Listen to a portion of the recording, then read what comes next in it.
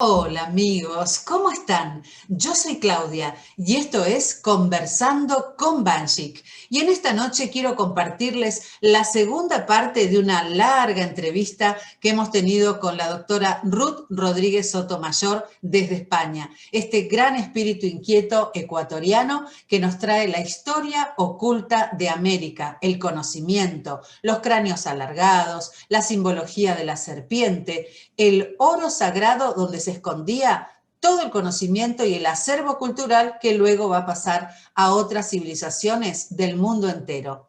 Van a ver que comienza el programa ya hablando la doctora porque, bueno, hemos tenido que fragmentar esta primera parte de la entrevista. Luego vendrá una tercera, una cuarta, una quinta parte y seguiremos dialogando porque es muy extensa su obra y quiere compartirla con todos nosotros.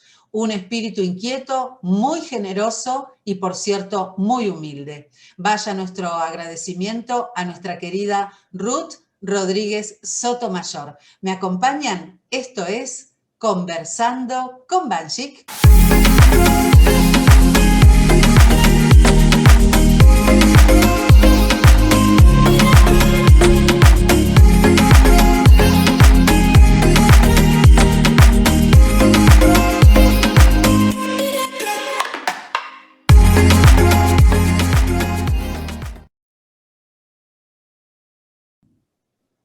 Muy bien. Decía que el maestro Chankara, que incluso es muy curioso este maestro de la India, porque dice que nació de una mujer virginípara, según su historia. Entonces, él decía que uno de nuestros deberes es aprender a diferenciar lo eterno de lo temporal, ¿sabes? Lo eterno de lo temporal de este mundo. Y luego me preguntaste sobre los cráneos alargados. Claro, Ese sí. Son un dos temas, digamos que son dos clásicos hablando de las civilizaciones antiguas, ¿no? En la simbología sí, de la claro. serpiente y el tema de los cráneos alargados que conectan, por ejemplo, América con Egipto. Sí, claro, porque resulta de que yo hice un trabajo hacia 1981, cuando nadie se preocupaba de hablar de ese tema, de los cráneos alargados. Ese es un método científico médico de los neurólogos andinos, que ya ellos habían creado esa ciencia y habían observado que el proyecto humano, como digo yo, que no somos producto terminado, pues es muy lenta la evolución de nuestro cerebro. Entonces, y el desarrollo del cráneo lo indica. Entonces ellos descubrieron de que el proceso lleva millones de años para descubrir cuánto ha crecido el cráneo y el cerebro. Entonces, como practicaban el yoga en Preamérica, el yoga es preamericano y de allí es llevado a la India. Patanjali es un personaje que aparece en la India que lleva los Yoga Sutras. Él es un maya del sexto linaje. Por eso la escultura de Patanjali en la India está protegida por 6 cabezas de la cobra con sus capuchas, porque ellos eran los serpientes. Así les llaman a los mayas también allí en la India. Y les dan el nombre también de hijos de Varuna, porque Varuna es el dios del océano. Y les llaman los serpientes, porque tienen, dice Valmiki, que llevan como símbolo, como emblema, la serpiente emplumada y la esvástica. La esvástica es el sexto símbolo de la escritura de las mujeres, de la escritura Uri, que comienza de esta manera. Primero es el símbolo del círculo que representa al creador del universo antes de crear, que está descansando en las aguas primordiales. Luego, cuando él se manifiesta, aparece un punto en el centro del círculo, que también ese símbolo se llama en la India el Hiranyagarbha. ¿Ah? del huevo cósmico. Y entonces luego ese círculo se divide en dos a partir del punto en el centro. Representa los dos principios del dador de la vida, que son el principio femenino, que es el que crea, y el masculino, que fecunda la idea de la creación. Por eso es que en Preamérica respetaban todo lo que es femenino. Siempre lo nombraban primero a la reina antes del rey, y todo lo femenino de la naturaleza, porque sabían que es el principio femenino del creador. Entonces había un respeto hacia lo femenino por eso. Luego, ese círculo que se había dividido en dos, que son los dos principios, se divide en tres partes, desde el centro del círculo, de ese punto central. ¿Y qué significa? Los poderes del dador de la vida, que son sabiduría, bienaventuranza y eternidad, que en la India se llama Satchit Ananda Vigraha. Y luego coincide con la enseñanza maya, porque entre los mayas es Shipi Kakula, Raksa Kakula y Kakula Huracán. Son los tres poderes del dador de la vida. Luego, desde el punto del centro, se divide ese círculo en cuatro partes. Representa las cuatro energías, las divinidades que rigen este mundo material, pero que son por parejas. Femenina, masculina, el dios de las aguas tiene su esposa, ¿ah? Y luego el dios del aire también tiene su esposa, que es femenina. Bien, y luego el dios del fuego, luego la diosa de la tierra. Son las cuatro energías que aparecen dentro del círculo formando una cruz. Ahí viene la cruz, que es que tiene que estar dentro del centro del círculo. ¿Sabes? No, la cruz fuera es un símbolo fálico. ¿Ah? Dentro del círculo tiene que estar la cruz y representa las cuatro energías que rigen este universo. Luego, cuando estas energías se ponen en actividad, aparece la esvástica.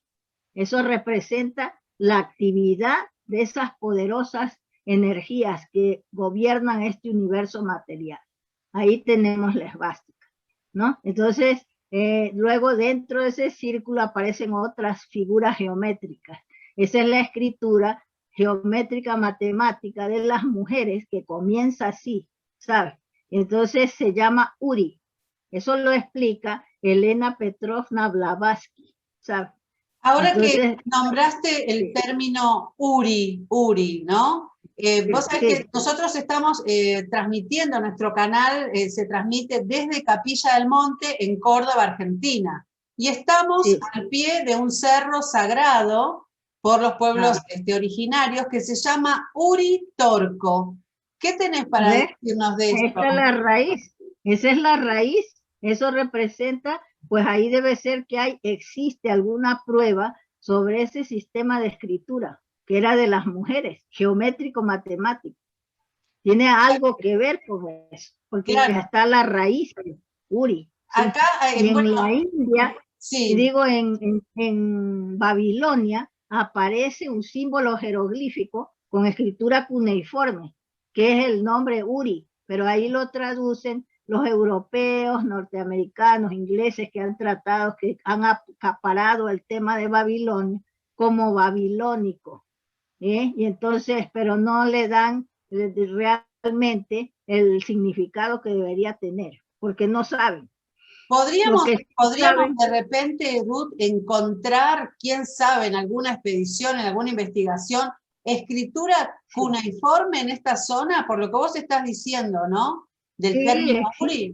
En los Andes existe en Tiwanaku está la cuna de la escritura cuneiforme, ¿sabes? Por eso yo presento esa reliquia que estudié en el diccionario, que aparece en el diccionario que va a salir próximamente, y que estudié en el Museo de América de Madrid, que está allí. Los españoles la conocen, pero nunca han tocado ese tema, ¿sabes?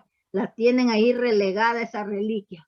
Tiene escritura cuneiforme, que tú la ves porque es un ave, que es un silbato, y en el lomo tiene los símbolos cuneiformes, que están claramente esculpidos ahí. Es de cerámica. Y luego en la cola y debajo de la cola. ¿Sabes? ¿Está Pero en el no, Museo de Ecuador? el museo, no, el Museo de América de Madrid. Ah, en Es Madrid. donde yo he estudiado las 30 reliquias. Bien. Entonces resulta de que nadie ha querido mencionar eso, porque esa pieza pertenece a la raza cara o carios, de los carios, que están en el estado que fundan ellos en la costa del Ecuador, que se llama Estado Cara. ¿Ah? Que los curas le han cambiado el nombre, dicen Bahía de Caracas. ¿Ah? Y los profesores de ahora, cuando enseñan eso, porque les da pereza decir Bahía de Caracas, dicen Cultura Bahía. Y entonces el nombre de Cara se pierde. Claro. ¿Sabes? Y a esa cultura pertenece esa reliquia. Y luego una tablilla que tenía el cura Crespi, que al morir la orden salesiana a la que pertenecía la vendió a un coleccionista norteamericano. Y a mí me llegó esa imagen a través de un ecuatoriano que me mandó varias fotografías de reliquias para que las estudiara. Y entonces una noche a las 2 de la mañana, que es cuando yo estoy trabajando aquí, porque el día tengo que hacer otras cosas de la vida diaria que me quita tiempo. Entonces de noche me pongo, mis trabajos los he hecho así, con sacrificio, sin dormir. De noche. Hasta las 4 de la mañana. Te iba a preguntar, sí. Prácticamente no dormís en todos estos años. No duermo, trabajo, porque durante el día vienen todos los obstáculos de la vida diaria, que esto, que hay que ir a pagar esto, los recibos, que esto, no sé cuánto, y entonces está uno ocupado, ¿eh? Tengo que ir a comprar la comida, porque yo soy sola, nadie me hace la compra, yo tengo que ir a comprar, tengo que ir al banco, tengo que comprar la comida de mis gatos, y entonces, claro, tengo ocupado el día, o si no tengo que ir a la biblioteca, ir a hacer cosas, y estoy viviendo fuera de Madrid. Y entonces, claro, me lleva el viaje a Madrid, son 4 horas, 2 de ida y 2 de vuelta.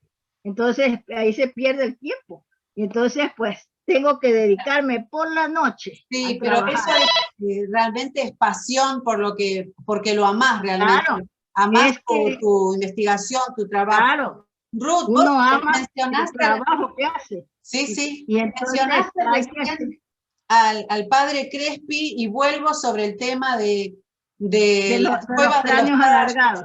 Sí, no. Los cráneos alargados. Estábamos en eso. El cura Crespi pues dice que tenía esa tablilla, al morir la vendieron allí, y esa tablilla pues ya en esa noche se me ocurre a mí mirar todas esas fotos y veo que esa tablilla se me ocurre darle la vuelta.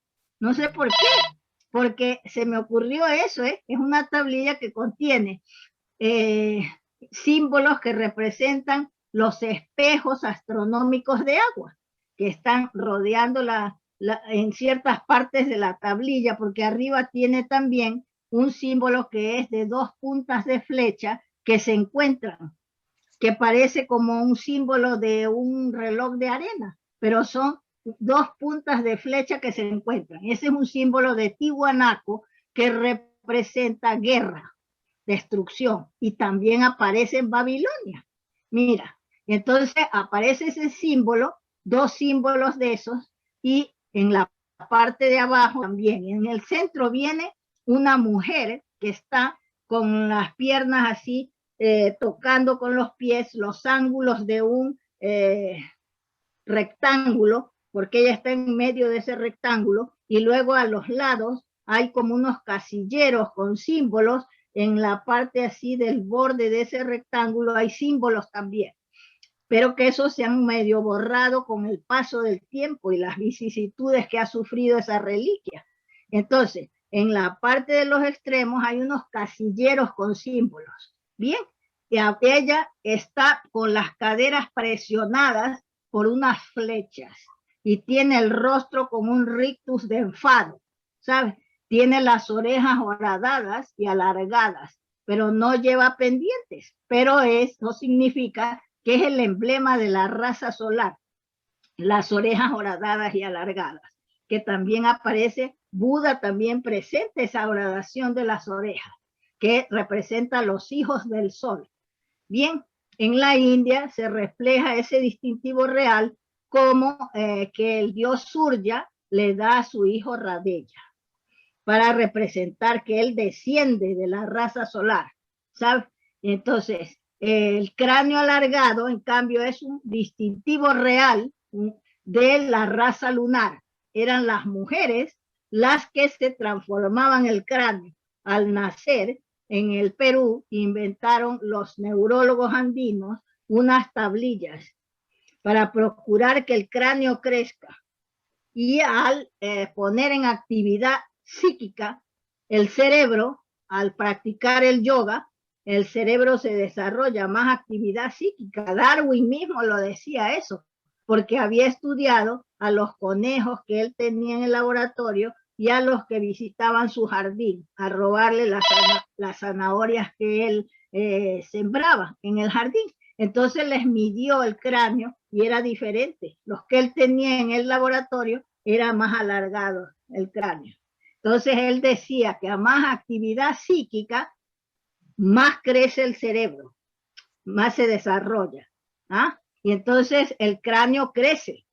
Y esta gente, y ahí descubrí yo, pues al estudiar a los neurólogos modernos, que dicen que nacemos con un cerebro inmaduro. Y entonces también las neuronas se van desarrollando, pero lentamente al nacer un niño. Y entonces dice que tarda muchísimo. En cambio, los animales, el doctor Rodríguez Delgado, que es el que ha trabajado sobre eso de la evolución del cerebro y practicó con Wilder Penfield, que era un especialista en el estudio del cerebro y puso los primeros electrodos en el cerebro para poder estudiar, ¿no? El trabajo que hace el cerebro. Entonces, este Wilder Penfield era del Canadá y aprendió de él el doctor Rodríguez Delgado, porque fue discípulo de él, es un médico, un neurólogo de España. Y entonces, Control Psíquico de la Mente, es la obra de Rodríguez Delgado. Entonces le explica que nacemos con un cerebro inmaduro y conforme vamos creciendo se van desarrollando las neuronas, pero un animal, por ejemplo un potrillo, ya nace rápido y empieza a correr, relincha, todo se desarrolla más rápido.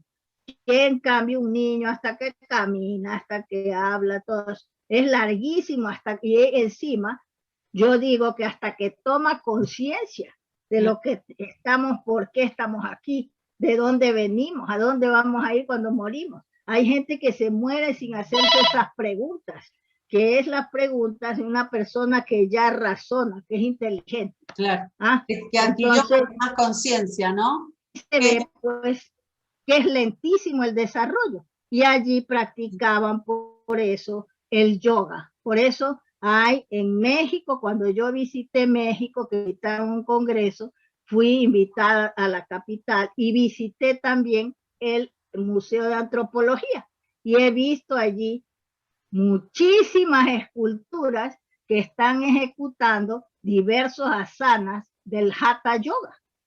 Incluso también hay, en el Ecuador se ve mujeres, que eran mujeres mayas, que practicaban la cobra. Yo eso lo he puesto, las fotos, en mi trabajo que se llama La Sabiduría en Preamérica, un estudio sobre el yoga primigenio, el yoga preamericano. Y ahí hago un estudio de esas reliquias, porque como quemaron, Diego de Landa quemó los libros de las bibliotecas mayas y aztecas, se ha perdido esa enseñanza, es un mal que nos hicieron. La enseñanza que tiene que ser todas las ciencias que ellos practicaban, porque Cortés cuenta que cuando llegaron a México habían ahí instituciones donde tenían cada especie de animal un cuidador que estudiaba el comportamiento animal. Y esa es la ciencia de la ecología. Y los españoles no eran sabios, los que fueron eran de las cárceles de aquí de España. Entonces esos no sabían nada y llamaron, Cortés llama la casa de las fieras, la casa de las plantas y así. ¿Ves? Y entonces, pero ahí él describe y dice que había para cada animal, para cada planta, una persona que observaba el crecimiento de esa planta, hacía un estudio y tenían unos registros de cada planta. Y existían esas instituciones. Pero Diego de Landa fue y se cargó todas las bibliotecas. Las bibliotecas, por ejemplo, entre los mayas, porque ahí viene lo de los libros que eran de papel, de varias clases de papel, hacían hasta papel de esa parte es muy interesante, donde haces toda la descripción de la clasificación de los libros, ¿no? Y los libros desde América para el mundo. Contanos esto acerca de la historia de los libros. Sí, porque espérate, pero ahora viene que no hemos acabado de hablar de los cráneos alargados. Sí. Y ahí viene que eso, las mujeres era su distintivo real. Y entonces eso pasó a Egipto. Por eso Akenatón y su familia, sus hijas, tienen el cráneo transformado, alargado. Por eso ahí se ve que hay unas relaciones ancestrales con el Egipto. Entre Luego hay personajes. Hay personajes que aparecen egipcios en el Ecuador, ¿ah? Que yo eso lo he puesto en mi libro que se llama Relaciones Ancestrales de Preamérica con Egipto. Se puede traducir la fonética de los nombres egipcios con el Runasimi. ¿Sabes? Por ejemplo, Tutankamón, el nombre de ese faraón, Tuta o Tut, tanto en Runasimi como en sánscrito, es la misma lengua, sino que el Runasimi es el sánscrito primigenio, el sánscrito aglutinante. Entonces, Tut y Tuta significa noche. Ancas en Runasimi significa azul. Ancasñahui significa persona de ojos azules. Hay unas flores que se llaman anca en el Perú, en el Valle del Mantaro, ¿sabes? Que son azules. Y en el Egipto también hay unas flores que se llamaban anca y las ponían a remojar y ahí ponían el símbolo de la diosa Isis, que era un talismán, para que se cargara de energía. Lo que no podemos, yo todavía no puedo certificar si eran azules, pero el nombre es el mismo. Claro. Ancas. Y entonces, la traducción es Tut Ankh Amón, quiere decir noche azul de Amón, en el Runasimi. Amón es una palabra ya egipcia, pero Tut y Ankh son del Runasimi. Y significa noche azul. ¿Ve? Se traduce. Luego he encontrado jeroglíficos que dicen, por ejemplo, Uru, el jeroglífico para la raza de los Urus de Bolivia, de Tiwanaco, significa noble en Egipto. ¿Ah? Y entonces, así, hay muchos símbolos también de los nombres de las divinidades de Egipto, que son símbolos de las escrituras preamericanas, ¿sabes? Yo he descubierto todas esas cosas y puedo demostrar que habían personajes preamericanos en Egipto y personajes egipcios en Preamérica. Por ejemplo, en Egipto tenemos a Maya, que era un funcionario real de la corte de Tutankamón, que se encargaba de la Plaza de la Eternidad, del cementerio real y del tesoro real. Se llamaba Maya, con su esposa Merjet. Y sus estatuas están en Leiden, Alemania. Pero nadie dice nada, los egiptólogos se callan, ¿sabes? Y entonces hay otro personaje que es el suegro de Amenofis III, ¿sabes?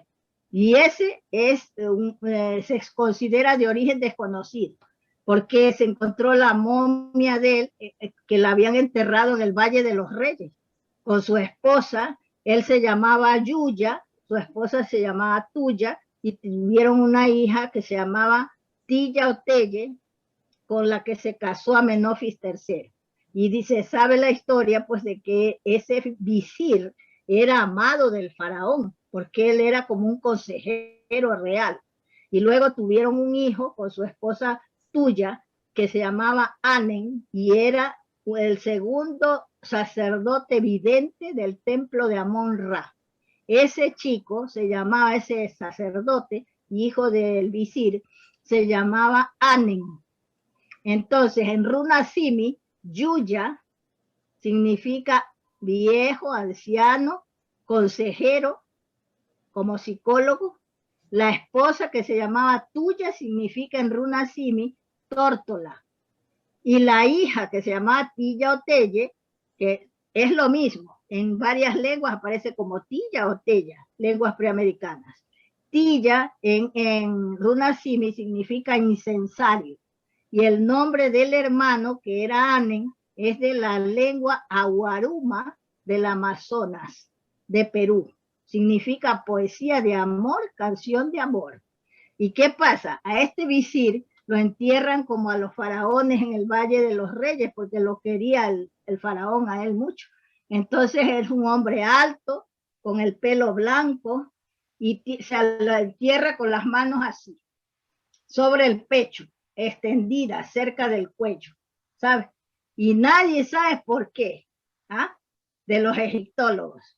No tocan el tema, los judíos se quieren apoderar de la figura de ese visir, diciendo que era José, los hermanos lo vendieron ahí, pero eso es falso.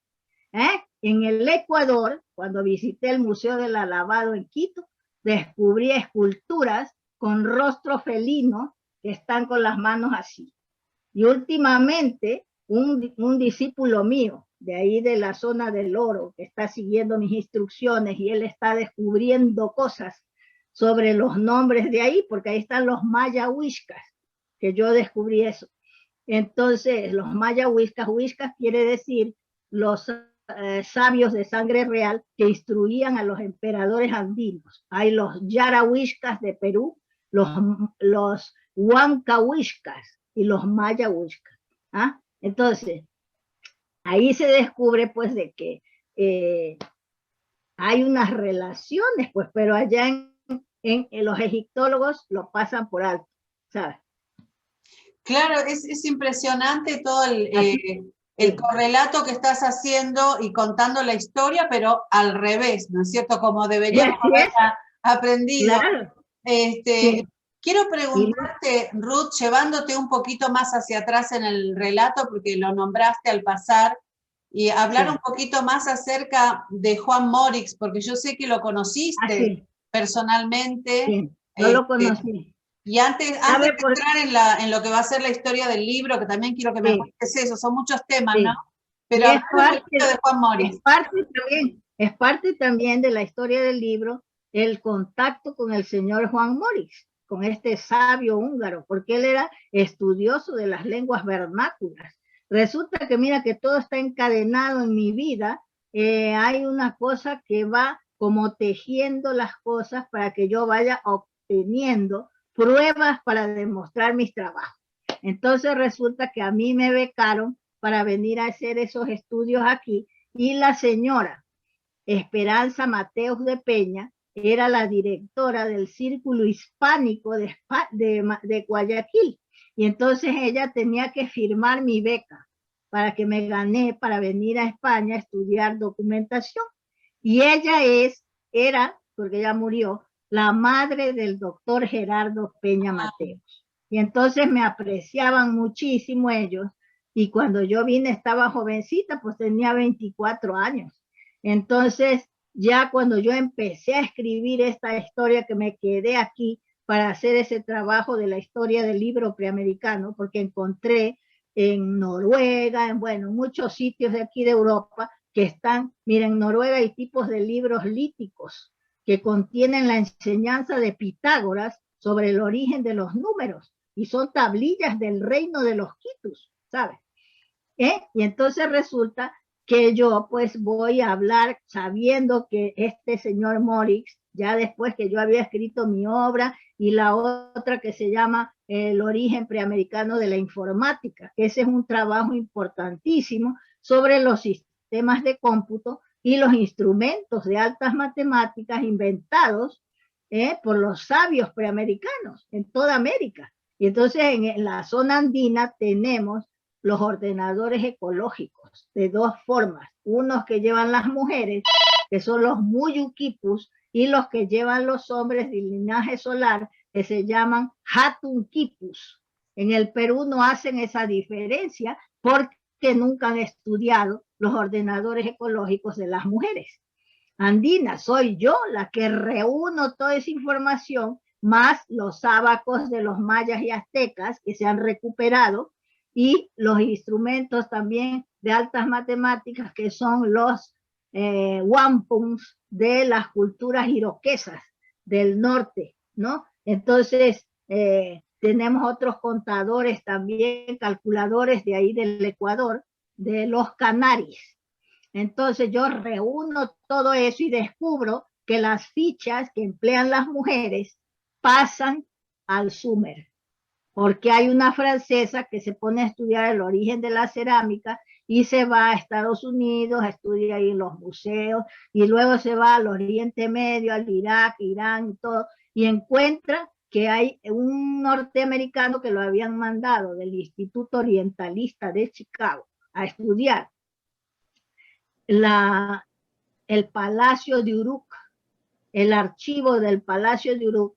Descubre Leo Oppenheim, descubre que hay archivos de fichas de diversas formas geométricas donde se registran con símbolos, ¿no? De todo lo que es los cálculos de los sumerios, cosas de la astronomía. Luego también hay otro investigador francés, Pierre Amiet, que se va a Susa y descubre también archivos de fichas, y en unos que crean ahí en Susa unas esferas donde meten las fichas de diversas formas geométricas, ¿sabes? Y entonces sellan la esfera, y yo pienso que ese es un registro de astronomía, porque las esferas representan los astros. Entonces, ahí yo reúno todo eso, y claro, la francesa nunca ha estudiado los sistemas preamericanos. Claro. Y no sabe que son las fichas de las mujeres andinas, ¿sabes? Entonces reúno todo y hago un estudio de las fichas, de ambas fichas, de las del reino de los Quitus de las mujeres y las de el Sumer, y son las mismas. Es lo y mismo. Entonces ella dice que es un sistema de cómputo que precedió al sistema escriturario y que de esas fichas toman los sumerios los símbolos para las tablillas. ¿Ves? Pero ella no sabe que son las fichas del Ecuador, del reino de los Quitus y de las mujeres andinas. Entonces, esas fichas dice que se encuentran en Persia, en India, se encuentran en Egipto, se encuentran aquí en Mallorca, que una amiga fue a Mallorca y dice, voy a Mallorca. Le digo, vete al museo y toma fotos de lo que vea, a lo mejor me sirve para mis trabajos. Y cierto, encontró fichas ahí. Qué bárbaro. Ruth, cuando estamos hablando de toda esta sabiduría, ¿no? De la preamérica, como decís vos, que luego van a heredar otros pueblos, Mesopotamia misma, estás hablando de Sumer. ¿Cuántos años vos hiciste alguna investigación y podés realmente afirmar de cuánta antigüedad estamos hablando en América, de estos sabios antiguos? Puedo demostrar que 12.000 años antes de Cristo, o sea, no suelo nombrar a Cristo, digo 12.000 años antes de nuestra era, ¿no? Y entonces, porque ese es el sistema de los curas que pusieron así. Y entonces, 12.000 años antes de Cristo, ellos, los preamericanos, organizaron las migraciones que salen desde los Andes por tierra y por mar hacia el norte, como la sabiduría irradia hacia el norte, hacia las 4 regiones del planeta. Puedo demostrar eso, y que con los elementos culturales, que son los tipos de libros, sistemas de escritura, inventos y obras colosales, se marca una cronología que demuestra que los preamericanos son más antiguos que la India y Grecia, porque esa cronología basada en elementos culturales coincide con la cronología de la India y de Grecia, pero se diferencia únicamente en que solo Preamérica tiene una era antediluviana, como lo dijo Florentino Ameghino, que era un continente antediluviano. Ahí se cumple su tesis, se puede demostrar. Entonces, Y fíjate, con todo esto, el centro es donde se irradia la cultura a todo el mundo. en los ¿Es Andes y Ecuador en o la es? Patagonia. De la Ah, Patagonia también salen las claro. migraciones, Yo te iba pero a preguntar conjuntamente con eso. los andinos, Te iba a ¿sabes? preguntar si vos lo situás en Ecuador, en Tiahuanaco, pero me En decís que Tiwanaku, en el reino de los Quitus y en la Patagonia. Se juntan, por ejemplo, los que vienen a Europa, que son los palascas, esos sí que aquí les llaman pelasgos, deforman el nombre. Esos son los purus, que son familia, descendientes de un rey que se llamaba Yayati en la India, que su hijo predilecto se llamaba Puru. Y a mí me gusta esa historia, porque por eso mi correo se llama Devayani Yayati, porque es una princesa que se casa, que dice que los, los brahmanes no permitían, no se podían casar más que entre brahmanes, pero como la hija del sabio que era un brahman, que era de Vayani, que se había enamorado del rey, el rey Yayati. Entonces, este Brahman reformó la ley para que su hija se pudiera casar con el rey. Y entonces le habló al yerno que no vaya a serle infiel. Y entonces era la promesa, que no le hiciera, que no nunca la traicionara a su hija. Bueno, se casan y la mujer dice que era bellísima de Bayán, pero el rey no pudo cumplir a rajatabla su promesa, porque resulta que de Bayani tenía una amiga que se llamaba Charemista, ¿m? Y entonces ella formaba parte de la corte y también estaba enamorada del rey. Y lo visitaba por las noches cuando nadie se enteraba en su alcoba. Y él la llegó a amar a Sharmista más que a su esposa. Y tuvo ese hijo que se llamaba Puru. Bien, y con Devayani tuvo otros hijos, que son el origen de algunos reyes que fueron a Mesopotamia, ¿sabes? Porque allí hay un rey que se nombra, que ahorita en este momento no recuerdo el nombre, pero bueno, yo lo sé porque lo tengo en uno de los trabajos. Entonces ahí resulta de que descubre pues de Bayani lo que está pasando y va y se queja al padre. Entonces él, como estaba pegado a la esposa, la va a buscar en la casa del suegro y sale el suegro y lo maldice porque le dijo que ya le había dicho que no traicionara a su hija, y lo maldice y lo condena a quedarse impotente. Y él se asusta, pues dice, no me hagas esto, pero ya la maldición dice que cuando los sabios que tienen poderes místicos se enfadan y lanzan una maldición, aunque pierden ciertas cualidades ellos por hacer eso, por entrar en la ira, entonces, pero se cumple la maldición, ya no se pueden echar atrás. Entonces le dijo que no podía hacer nada, que él lo que podía hacer es ir a pedirle a sus hijos que cojan esa penitencia. Entonces fue a decirle a los hijos y ninguno quería, solamente Puru, como lo amaba su padre, dijo que él aceptaba la penitencia. Y así él volvió pues a su vida lujuriosa, hasta que ya pues ya era viejo, empezó a hacerse anciano, y los ancianos ya allí en la India se retiran a los templos porque se van a preparar para morirse. Entonces va pues y le devuelve a su hijo ya que vuelva a su forma normal, y que ya pues le agradecía y le daba la corona a él. Y la corte no quería porque era un hijo que no era el hijo legítimo, pero él les contó lo que pasaba que había sido un hombre muy generoso con él, pues. Y entonces así lo aceptaron y tomó la corona. Esa es la historia de Puru y del rey Yayat. Y en el Ecuador hay una etnia que se llama Puru, pero los españoles le cambiaron a Puruáes. Son los Purus o laripatas, que el doctor Emeterio Villamil de Herrada, que era un filólogo políglota de Bolivia, que él escribió una obra que se llama La lengua de Adán y el hombre de Tiwanaku. Esa obra fue del año 1888, que yo no la conocía. ¿sabe? Y viene a confirmar mi tesis de esto de las migraciones.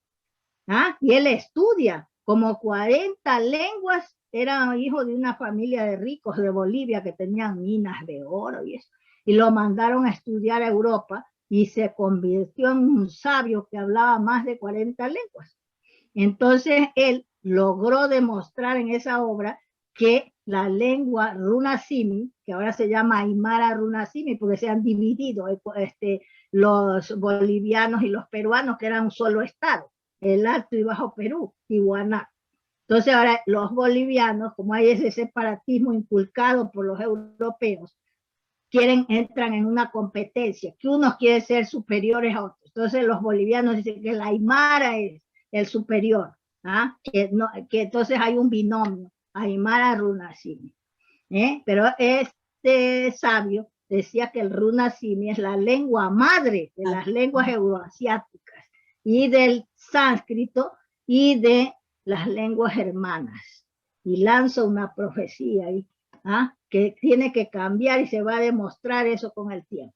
Bien, entonces pasa eso, que él ya dice que los laripatas, que los palascas significa socios atorzalados en unión, porque forman como una comunidad de pueblos que vienen a la Europa. Por ejemplo, ellos son los purus o laripatas, que Blavatsky dice los laris significa los conductores de los hombres. Y luego patas quiere decir la constelación de Orión. Patas. Patas, sí. Hay laricaxas y laripatas y ¿cómo es el otro? Que hay otro nombre también relacionado a esa misma etnia. Entonces, es que ellos relacionan a varias culturas. Por ejemplo,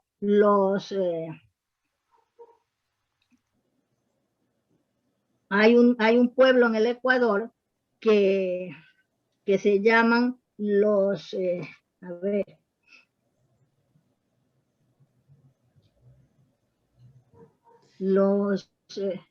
aquí tenemos, espérate, los tisalios y los lictos, que todavía existen, porque yo quiero ir a grabar esos lugares, que todavía conservan esos nombres.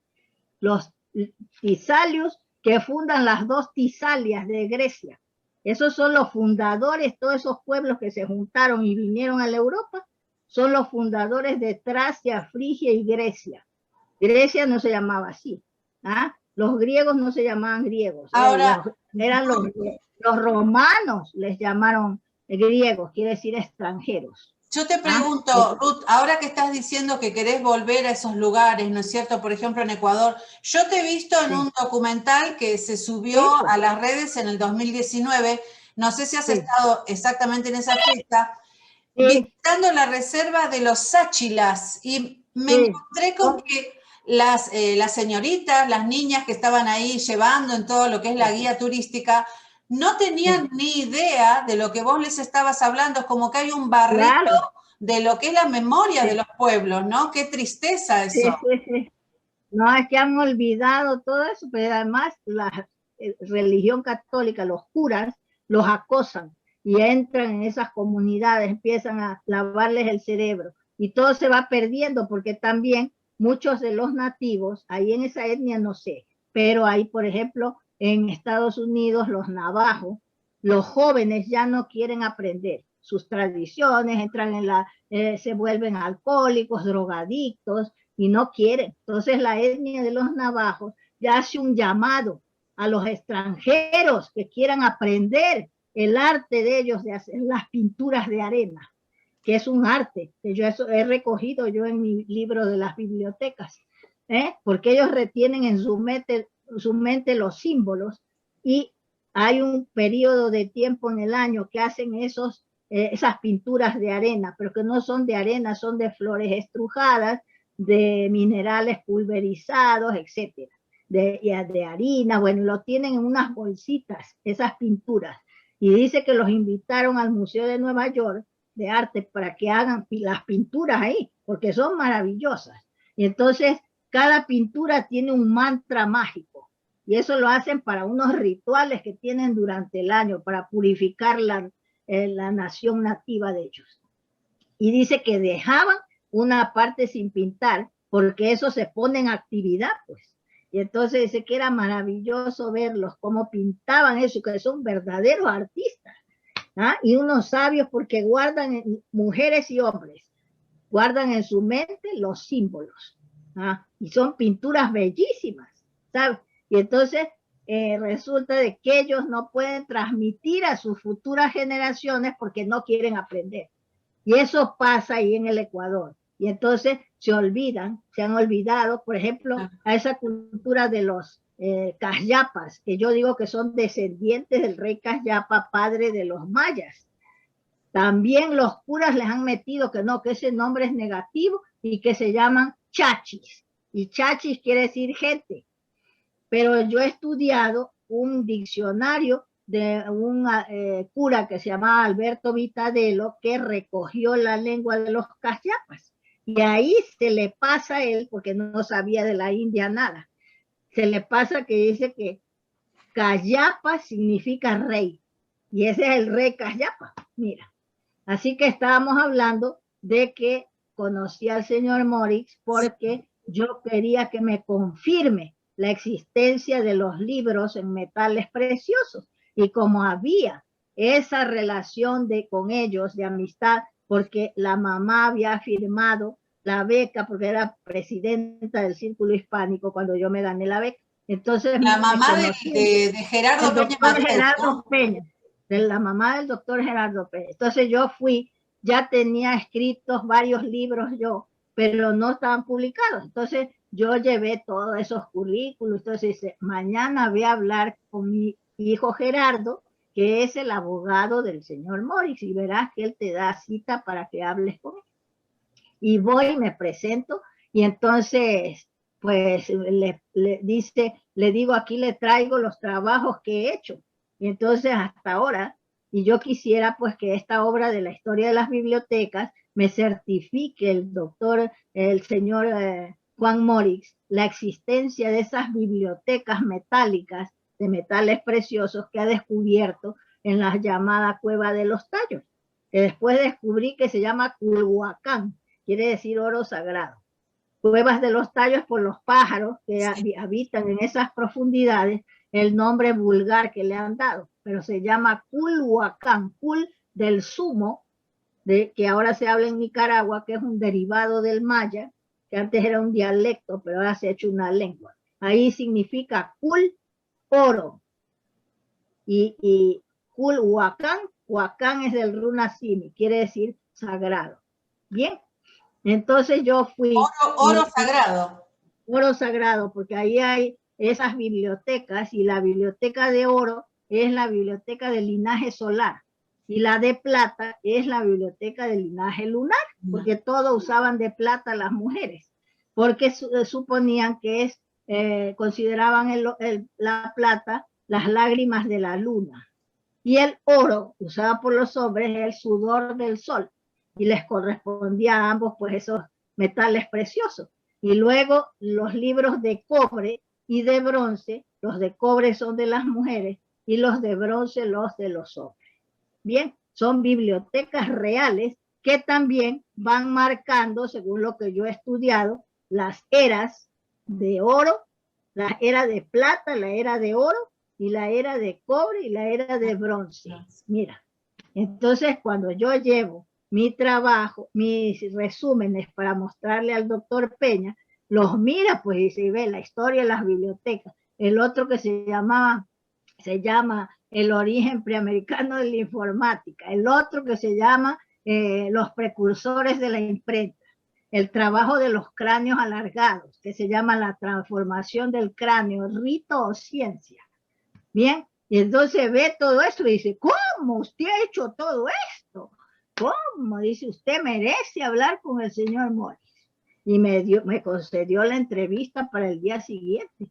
Y entonces ahí él me confirmó que existía ese mundo subterráneo. ¿Lo conociste en Guayaquil, Ruth? ¿Lo conociste en Guayaquil? En Guayaquil, claro. Sí, el señor Morix. Y mira que antes yo siempre veía a ese señor que tenía el pelo blanco, y era joven, pero todavía tenía el pelo blanco, aun siendo así joven. Pero yo nunca me llamó la atención. Fue después, cuando se descubrió eso, que me enteré, y entonces yo fui a hablar con él. Y me contó, pues, y como dice que lo amenazaban para que no siga investigando. La Iglesia Católica le mandaba cartas amenazantes, ¿sabes? Y también dijo que allí en esas galerías había la representación de toda la fauna, flora, no solo de América, sino de las 4 regiones del planeta. Y había carros como los de los romanos en oro, a tamaño natural. Y esa biblioteca eran como 1700 láminas o así, que estaban en estanterías y con una escritura desconocida. Pero hay un estudioso que es el sabio ítalo-argentino Gabriel D'Annunzio Baraldi, que después yo conocí a través de mis estudios. Y a él le dieron un premio de Clio, de la historia, pero él vivía en Brasil. Se fue a Brasil para tratar de publicar allí sus trabajos, le publicaron, pero están en portugués, y él se murió el año 2000, o 2002, algo así fue. Pero total que no se ha traducido sus obras al español, ni al inglés, y entonces se ha quedado así en portugués y nadie sabe nada. En unas entrevistas que le hicieron a este sabio, porque él estudió la escritura de los hititas y la escritura de los tupihuaras, y descubrió que son los mismos, que era el mismo pueblo. ¿Ah? Por eso dice, la obra de él dice, os hititas americanos. ¿Ah? Entonces, Claro, pero, de esa manera se entiende que en la colección, por ejemplo, del padre Crespi, hubiera tanto material babilónico, que él decía, esto es claro, Babilonia, ¿no?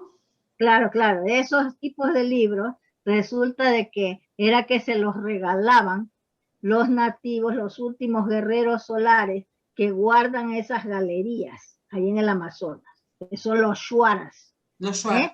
Entonces, sí, los shuaras. Entonces, a eso también los nombran. Bueno, no es que los nombran, sino que hay los egipcios hablan de los pueblos del mar. Esa es otra migración, que es la 4ª migración. Que ahí van los que llamamos etruscos, que los etruscos les llaman los romanos, pero tienen varios nombres y que están registrados en los archivos egipcios como Turush, ¿sabes? Turush quiere decir Turu en Runasimi, barro, lodo. Turush, Turuchay, Turuchak quiere decir el que modela el barro, el ceramista.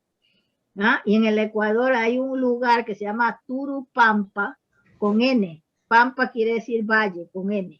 Con M es el nombre de un río famoso de la India, que se llama el río Pampa, que es donde se encuentra el rey Rama con el mono Hanuman y su ejército para buscar a su esposa que se la han raptado. Y ahí describen el Ramayana ese río poderoso, ¿bien? Y en el Perú hay un río gemelo con el mismo nombre. Y en el Ecuador hay un lugar que se llama Río Bamba, pero tiene que ser Río Pampa, ¿ah? Y con M, pero con N es valle. Entonces hay Turupampa con N, quiere decir el valle de los ceramistas, que es de donde son los etruscos, de ahí del Ecuador. Y en el estado que se llamaba antes el estado de Yactacungua, que era un estado poderosísimo en la sierra del Ecuador, que los curas deformaron el nombre y ahora se llama Latacunga. Y ese a los gobernadores de ese estado, primeramente que allí había también unos sabios que se llaman los Nonoalac, que esos son los que van a Sumer y dan el nombre al río que conocemos con el nombre griego de Éufrates. Le dan el nombre de Puranono. Pura, pur quiere decir lugar, reino, estado, región. el estado que fundan los Caras en el Paraguay, cuando bajan de Tiwanaku, se llama el Paraná Pur. ¿Ah? Y el río de la Plata se llama el Paraná Huazú-Purá. Ahí está Purá y Pur, que también está en la India. Claro. Hastinapur, Mayapur, Machalapur, ¿ah? Es el lugar de los machalas, el lugar de los mayas, Mayapur. Es realmente fantástico todo el relato que nos estás haciendo, como para abrir la cabeza y hacer este entramado, ¿no? Entre para que vean. Y todas las otras culturas. Ruth, te pregunto, ya como para ir cerrando esta primera parte de la entrevista, porque yo sé que te voy a volver a molestar para una segunda parte, porque tenés tanto para compartir. Porque ha faltado hablar de todos los libros. Pues todos los libros. En formato de rollo, en tablillas de madera, que son las que están en la isla de Pascua, con escrituras jeroglíficas. Pero bueno, vamos a tener seguramente...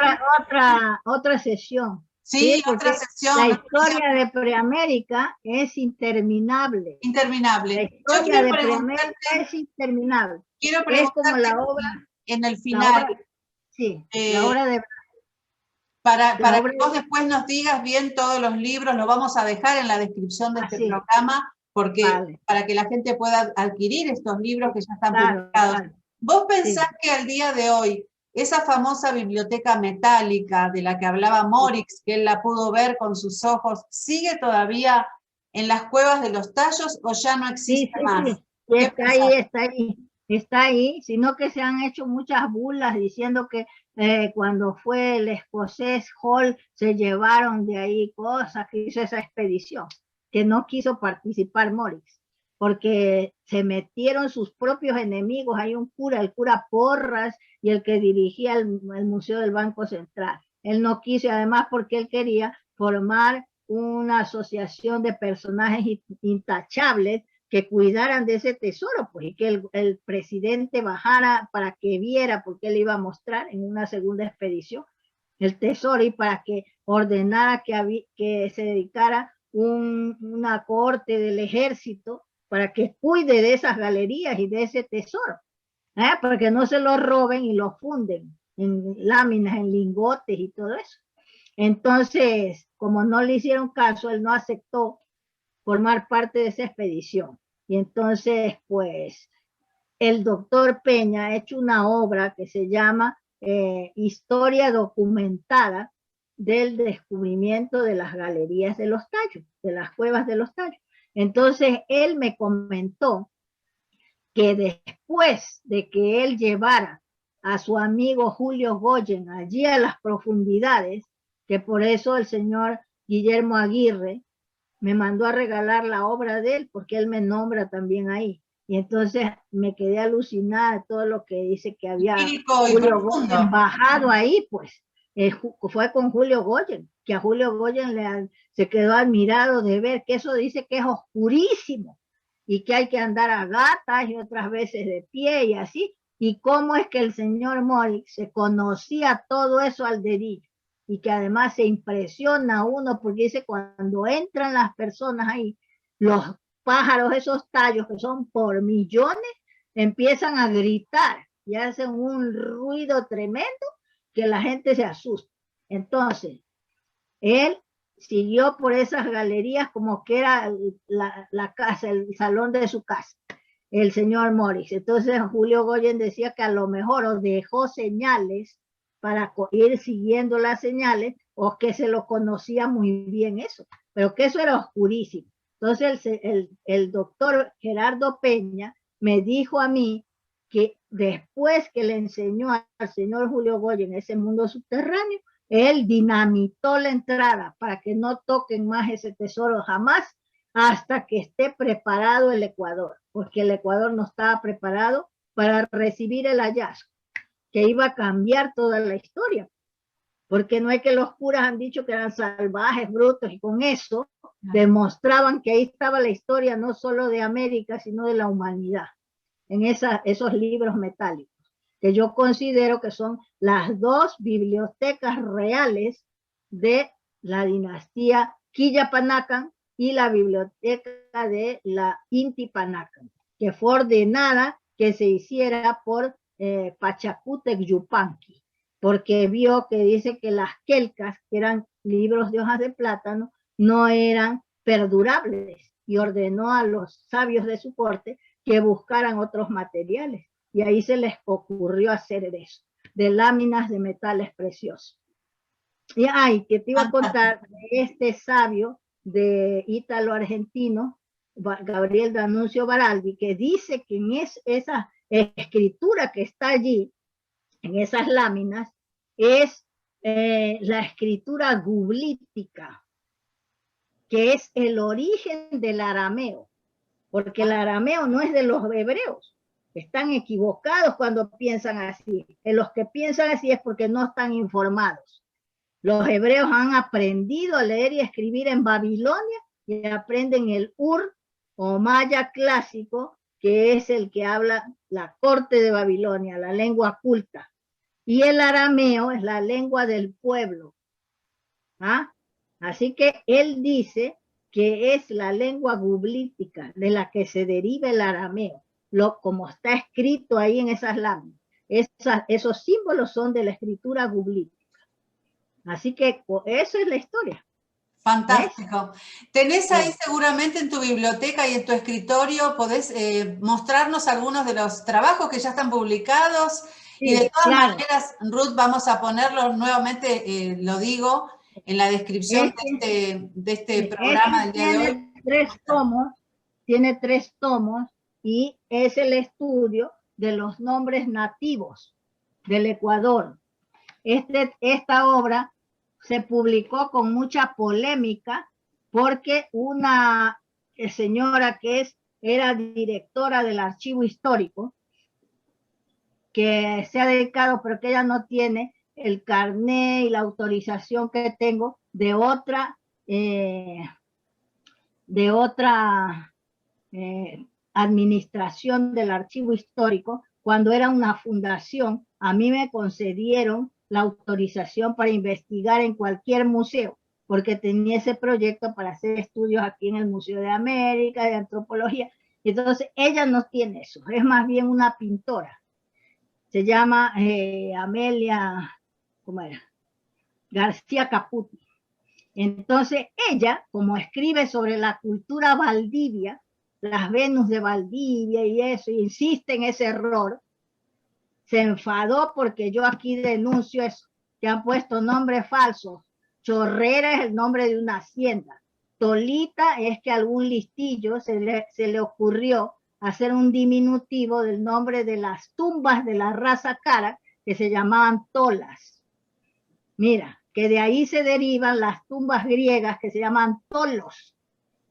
Entonces, bien, aquí hago un estudio, yo revitalizo los nombres nativos de ahí del reino de los quitus que cita Juan de Velasco. Y ahí es cuando yo descubro que nombra a los mayas, a todas las etnias mayas. Por ejemplo, dicen que en la costa los curas, que había la raza de los cholos, que no es así, son ellos los que dicen una mezcla entre los nativos y los africanos. Cholos no son, se llama choles. Los choles que hablan la lengua chole y todavía viven en Nicaragua. Y es una rama de los mayas, ¿sabes? Los can, tienes los nachan, que les llaman palenques, los españoles catalanes les llaman palenque, quiere decir ciudad fortificada. Los nachan significa los grandes escultores mayas, que son los que construyen también en México la otra Palenque. Y entonces en Ecuador hay el Alto y el Bajo Palenque, que yo ahí grabo al Bajo Palenque. El Alto Palenque es la ciudad que llaman ahora Quevedo. Yo pensaba que el nombre del dramaturgo hispánico, pero no es de Quevedo. La historia es que cuando Bolívar vence a los españoles y tienen que irse de América, de ahí de nuestros países, entonces ellos tienen la osadía de venderle las tierras a los mestizos, que eran las tierras de los nativos, y contratan a un topógrafo de apellido Quevedo Pozo. Y la gente, de tanto ver lo que estaban midiendo, los lotes, ya las tierras de Quevedo, el Alto Quevedo, el Alto Palenque se convierte en Quevedo. Es un pueblo grande, ¿sabes? Muy industrioso, y todo que están bañados esos lugares por esos ríos Palenque y Macul. Y Macul es una prueba de la lengua que te digo que se llama criptográfica o hermética, que señala la constelación de Aries en el zodíaco de Babilonia. Entonces, pues... Me interesa muchísimo continuar hablando en la segunda parte de nuestra entrevista de la historia de los libros, ¿no? Todo lo que vas a hacer vos a lo largo de tu larga investigación de tantos años, ¿no es cierto?, con las bibliotecas americanas, y que podamos volver, si te parece, Ruth, a la historia de las Cuevas de los Tallos, que es un lugar que a muchos de nuestros amigos en el canal les interesa esta temática, y yo sé que tenés mucho más para compartirnos, Ruth, pero yo no quiero abusar de tu generosidad porque ya hace bastante que estamos hablando, y quiero pero no pasa nada. Esta obra, las últimas recomendaciones sobre tus obras para que la gente las conozcan. Esta obra, por ejemplo, que tiene 3 tomos, hablo de la revitalización y revalorización de los nombres nativos, y en el 3er tomo hago un estudio de tablillas que contienen mapas estelares que yo he logrado interpretar, que son pulidas, y que son, yo digo que es el tratado de astronomía de Asura Maya. Entonces aquí presento los dibujos que he hecho yo del contenido de las tablillas. Miren. Acércalo un poquitito más hacia adelante. Sí, a ver. Ahí está.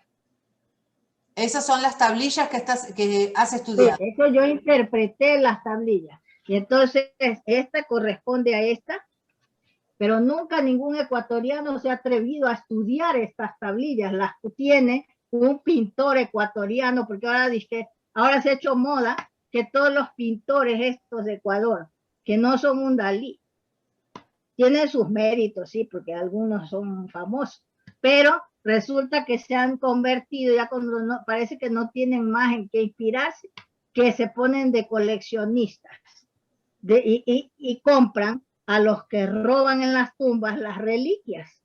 Y entonces hay algunos de esos que se han formado colecciones, y hay uno que se llama Estuardo Maldonado, que tiene prestigio internacional.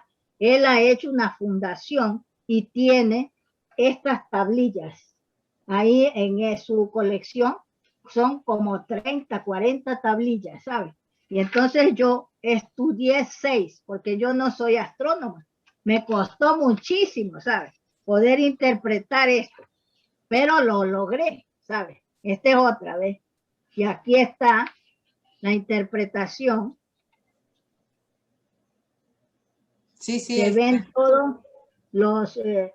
nuestro sistema solar, las constelaciones, están las Pléyades, y se ven unas flechas. Estas flechas representan rutas, porque son para hacer viajes de navegación de altura, porque cuando uno viaja por mar, no se puede regir más que por las estrellas, la luna y el sol. Hasta ahora los marinos se rigen así. Y aquí tienes otra interpretación de otra tablilla. Y aquí tienes otra tablilla que también interpreto. Aquí se ven, mira, los cinturones de asteroides que rodean nuestro sistema solar para separarlos de otras galaxias. Aquí Quiere decir que estas tablillas son mapas estelares. Mapas estelares. Mira, aquí está el dibujo que he hecho yo. Sí. Y están todos los planetas, incluso aparece el planeta Nibiru, por eso se relaciona con Babilonia, ¿sabes? Aparece el planeta Nibiru, porque hay unas tablillas de que habla Secharia Sitchin, que yo no sabía dónde se encontraban, pero una investigadora argentina me informó que están en el Museo Británico. las tienen escondidas, no las dejan ver, pero están ahí. Esas tablillas de la epopeya de la creación de Babilonia. Entonces, estas tablillas demuestran que son el trabajo de Asura Maya. Por ejemplo, se ve la conjunción cuando Orión se pone en conjunción con Betelgeuse y Rigel. Y se dice que cuando se ponen en conjunción estas tres constelaciones, se iluminan los templos de la luna de las mujeres que tienen, esta no es, esta de aquí es otra que es muy difícil la interpretación. Esta es mía. Wow. Ahí está la conjunción de Betelgeuse, Rigel y Orión.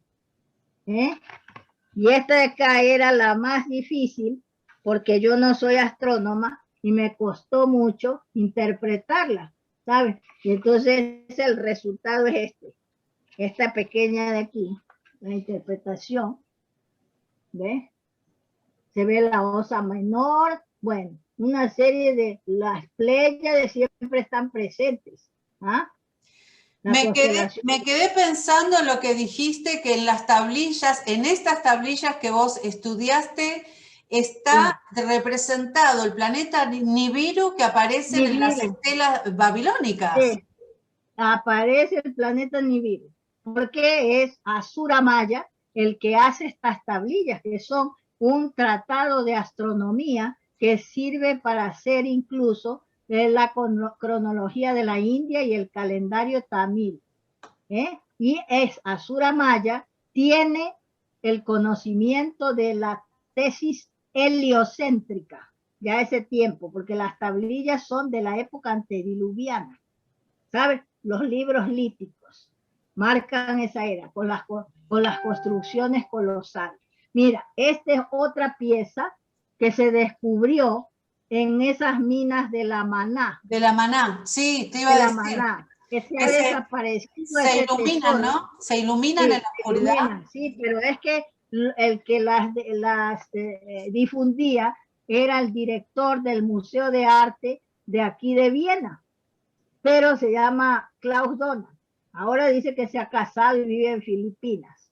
Entonces, ese señor, aparte de que yo le mandé un trabajo cuando iba a hacer la conferencia internacional que se hizo en Hungría, que me habían invitado a mí y al doctor Peñas, todo eso para presentar ahí los descubrimientos que se habían hecho.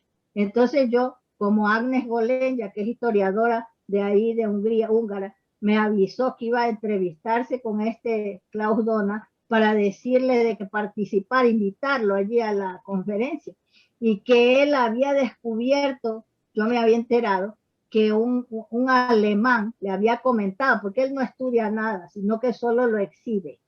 Le alquilaban las piezas a Villamar, era el coleccionista de estas piezas de la Maná, y luego las exhibía y le pagaban por las presentaciones que hacía, pero él no interpretaba nada. Entonces, un alemán le había dicho que en el Ecuador había una escritura presánscrita. Entonces yo le dije a Agnes Golenya, te voy a mandar una separata de mi trabajo, Cara Maya, raza madre de la humanidad, porque ahí presento las pruebas de que el runa simi es la lengua madre de las lenguas euroasiáticas, del sánscrito y de las lenguas germanas, para que él vea que esa tiene que ser la escritura del runa simi, lo que han descubierto. Oye, le mando el trabajo y cuando me lo encontré ahí, estaba mudo. Yo le hablé a uno de los traductores simultáneos para que le pregunte qué pasó con mi trabajo, que yo le había mandado, que me diga alguna respuesta, ¿no? Yo confié en él y le mandé mi trabajo, que se lo había mandado también a un congreso al Perú, que era una separata de esa obra grande. Y entonces ahí lo apreciaron mucho y todo bien. Entonces yo había sacado hasta un PDF y todo de esa separata. Y le preguntaba yo, y se quedó mudo, como que no entendía nada de lo que yo le decía. No me dijo nada, se quedó con el trabajo. Y me regaló, fue un libro que les regaló a todos ahí los del Congreso, de lo que ellos habían reunido, que él había reunido de toda una serie de colecciones del mundo entero, que son piezas arqueológicas que son enigmáticas y no se puede saber y cómo las han hecho ni nada de esas cosas, porque tienen unos conocimientos increíbles. Y ahí presenta estas piezas de la maná, y esta es una que se ilumina porque tiene incrustaciones metálicas. Entonces, pero él dice que son mandalas de la India, como los que se utilizan en la India. Pero yo considero que no es así, sino que descubro, mira, aquí se ve cuando se ilumina, pero sí, yo descubro que es un mapa estelar que llevan los purus, que esos que te digo que vienen acá, que le llaman palascas, que vienen a Grecia. Mira, la tesis geocéntrica en Grecia es la misma. ¿Ves? Con los 7 cielos de los 7 planetas y los cielos de las estrellas fijas aquí alrededor y la Tierra en medio. Es un mapa estelar con la tesis geocéntrica. Lo que hay en la cueva de en la mina de la Maná. Mira, ese es. Sí, hay para hablar muchísimo, o sea, ¿no? Parece que habían 2 tesis astronómicas, es decir, los astrónomos del linaje lunar, porque los purus son del linaje lunar, descendientes del rey Yayat. Entonces, pues, pasa eso. Ahora te enseño los otros libros. Eso, sí, mira. Sí. Mientras te cuento que me he enterado por ahí viendo algunos que otros videos que Klaus Dona estuvo también, por ejemplo, por Loja, se ha llevado muchas cosas de territorio ecuatoriano. Allí les regalan a los extranjeros en el Ecuador las cosas, porque como son de los indios, no les importa, dice, a los mestizos. Hay tantos tesoros que tenemos que no los protegen. Y ellos mismos, mira, yo los critico en mis obras, les doy contra el suelo, les digo que están ciegos y sordos y no saben lo que tienen ni se lo creen, ¿sabes? Y eso porque me da indignación, ¿sabes? Claro. Eso es que este presidente que se llama Correa fundó el Ministerio de Protección del Patrimonio Cultural y no hay leyes de protección para las reliquias arqueológicas, para las tumbas que va cualquiera y excava y se roba las reliquias y las vende por un precio irrisorio para irse a emborrachar o irse a los prostíbulos, porque son gente ignorante las que sacan las reliquias. Que yo he visto aquí en el Museo de América, ¿no? Que yo, para poder elegir las 30 reliquias que me dejaban trabajar, me hicieron acceder al archivo de fichas topográficas donde está pues la historia de cada reliquia y dónde, en qué anaquel se encuentran y quién las donó y a quién se las compraron. Y ahí descubrí muchísimas cosas. Mira, en la época de que estaba la peseta en España, trajeron 200 reliquias y las vendieron a una peseta. Imagínate. Qué barbaridad. ¿Qué clase de ecuatorianos son esos? ¿Ves? ¿Qué clase de gente ignorante es? Yo por eso cuando me han enseñado alguna reliquia que han encontrado ahora en Manabí, que había una piedra en forma de hígado, con una escritura de la Persia, pero de la época de los sasánidas, de los arsácidas. ¿Ah? La escritura es así, también es criptográfica, porque se da la vuelta y cambian los símbolos. Pues esa la encontraron un ladrón de tumbas. Y yo, el que me la enseñó, que quería un estudiante universitario, le dije, aconséjale, lávale el cerebro, que no la venda. Que si ha encontrado más cosas, cobre por exhibirla, pero que no la venda, que no salga del Ecuador, porque ya luego no te dejan estudiarlas en los museos extranjeros. ¿Sabes? No ve a mí, no me dejaron estudiar todo y que traía la autorización del archivo histórico de la Universidad de Guayaquil, solo 30 me dijo. Y como yo le dije que es un patrimonio nuestro a la directora del museo, y que era una mujer, la esposa de un socialista de estos, un socialista del gobierno de Zapatero. Le dije yo, por favor, Le digo, pero porque ustedes nos tienen que atender, le digo, para que podamos nosotros hacer trabajo de la mejor manera, tendrían que atendernos con la mayor amabilidad, porque es responsabilidad nuestra. Y es un patrimonio que por circunstancias de la historia y de la vida está aquí. No le podía decir que se la han robado porque no me dejaba peor estudiar. Entonces le dije así de forma diplomática. Y me dijo, como me siga hablando así, no la dejo estudiar ni con las 30, ni con las 30 piezas. Mira, este es el libro que se llama Los precursores de la imprenta. Aquí presento las pruebas de que los primeros tipos de imprenta, metálicos y móviles, se inventaron en China y Corea, 200 años antes de Gutenberg, y 500. Y los sellos son los precursores de la imprenta, ¿ah? Que eran planos de rodillo y se servían para estampar. Están en todas las culturas del mundo antiguo y en Preamérica. Hay un sello incluso... Esos rodillos que uno ve habitualmente en los documentales que manipulaban en teoría los sumerios, en realidad no eran propiamente inventos sumerios, sino que venían de Preamérica, los rodillos, los sellos. Claro, porque yo pienso que los que fundaron el Sumer quiere decir solo caserío. Eso lo descubrió el señor Morix. Sumir, está en las lenguas del Ecuador. Quiere decir caserío, no es el nombre de la cultura, ¿sabes? Y entonces son estos que te digo yo que se llaman Nonoalac, que los mayas les llamaban así, Alac Uinic, a los sabios, a los grandes sabios que enseñan con su ejemplo, que significaba Alac Uinic, hombres y mujeres verdaderos. Uinic quiere decir prolongación del cosmos, tubérculo cósmico, como prolongación del cosmos, ¿sabes? Esa es la traducción al maya.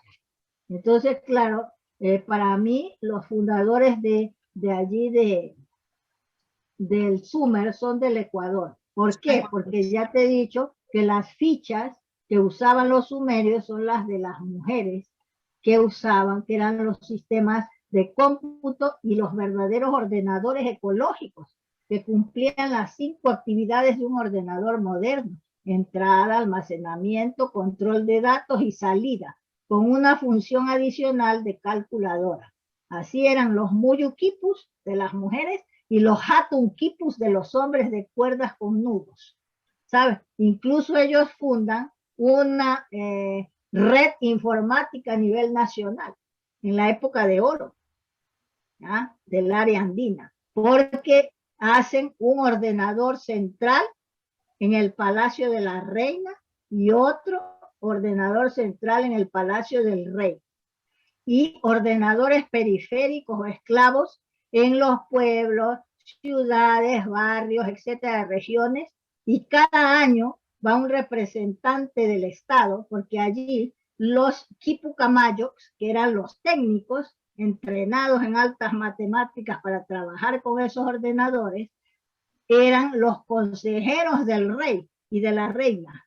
Las mujeres que estudiaban altas matemáticas, pues que eran del linaje lunar, consejeras de la reina. Y entonces y los hombres, consejeros del rey, hacían las mismas actividades que un analista, programador, documentalista, así como soy yo, de los tiempos de ahora. Así eran ellos. Entonces los mandaban cada año a recoger la información de los ordenadores periféricos para alimentar los ordenadores centrales de la reina y del rey. Así ellos estaban enterados de todo lo que sucedía en la gran comunidad de naciones andinas, que no era un imperio, no se ha dicho, porque no eran imperialistas, no hacían a la fuerza, no crearon esa gran comunidad que se basaba en las leyes del orden cósmico. Todo era de todos, no se compraba ni se vendía, y había un respeto hacia toda entidad viviente. ¿Ah?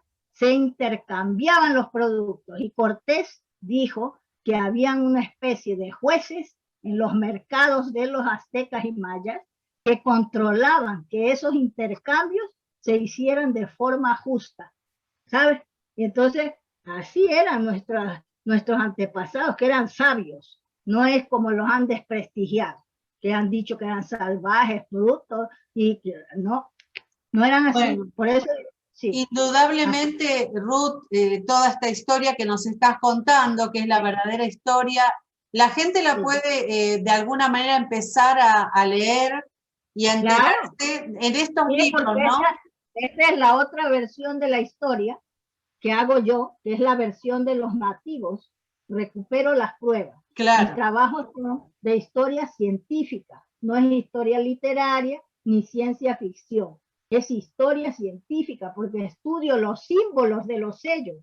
claro. Descubro que en Mohenjo-Daro no solamente hay símbolos de la isla de Pascua, sino que hay símbolos de Tiwanaku y del reino de los Quitus.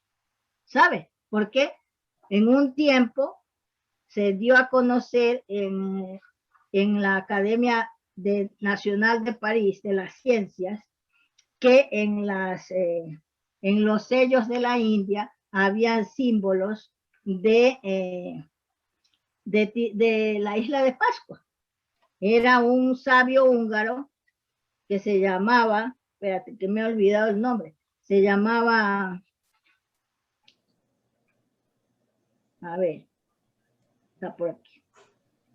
Es que digo yo que tanta cosa que tengo en la cabeza, un día de esto me va a explotar. No, es impresionante, impresionante. Wilhelm von Ebesi declaró hacia 1935, por ahí, dio a conocer que había descubierto que en Mohenjo-Daro y Harappa, en los sellos, había escritura de la isla de Pascua. Pero esto de los estudios de la historia deriva en una competencia encarnizada que quieren ponerse a la cabeza de los estudios, no por sacar a la luz la verdad, sino por gozar de los privilegios Claro.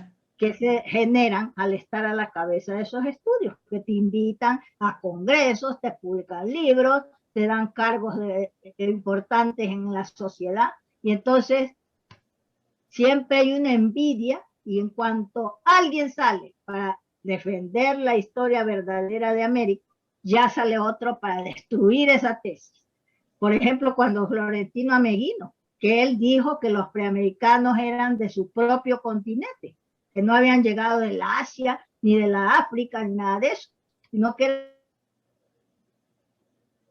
salió Paul Rivet y dijo que no, que los preamericanos llegaron del Asia cruzando el estrecho de Bering. Y todo el mundo se lo creyó. El silencio cobarde de los otros investigadores, es decir, de los otros historiadores que no investigan, hace que triunfen esas teorías que no se pueden confirmar porque son solo suposiciones. Y así ha Ruth, pasado. si te parece, Ruth, querida Ruth, es de madrugada ya prácticamente en España. Yo quiero invitarte nuevamente a mi canal para que sigamos hablando de todo esto, si te parece. Muy bien. Podemos muy bien. la próxima semana concertar otra entrevista, ¿te parece? Bueno, muy bien, cuando quieras. Bueno, Sí. bueno, para mí ha sido un honor. Muchos temas que hablar, porque ya te digo, esa historia de Preamérica es interminable. Ahí están los orígenes de todas las ciencias, artes, lenguas y todo. ¿Sabes? ¿Dónde puede conseguir la gente tus libros? ¿Cómo pueden adquirir tus libros? Tienen que dirigirse primero a mi correo que se llama devayaniyayati@gmail.com, y entonces yo les doy la información con mucho gusto para que adquieran a través de unas amigas y del doctor Gerardo Peña Mateus, que tiene mis obras allá en el Ecuador, para que puedan adquirir a precio de dólares, que es más bajo que el euro.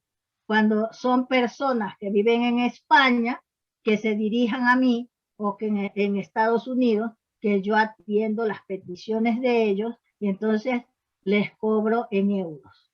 Porque aquí vivo y la moneda es el euro. Entonces tengo aquí pues las obras completas. y puedo pues yo atender sus pedidos. Bueno, vamos a dejar en la descripción del video Sí. entonces la dirección de tu Sí. correo electrónico para que se comuniquen Muy bien. contigo. Te mando un abrazo, un beso muy fuerte desde Argentina. Gracias. Ha sido un honor para mí escucharte. Ha sido una conferencia más que una entrevista. Me siento muy halagada, Ruth. Muchísimas gracias. Y nos Muchas vamos a gracias. reencontrar la próxima semana, Dios mediante. A todos nuestros amigos del canal les decimos que se suscriban, que compartan este video, que lo difundan, porque realmente esta información tiene que darse a conocer.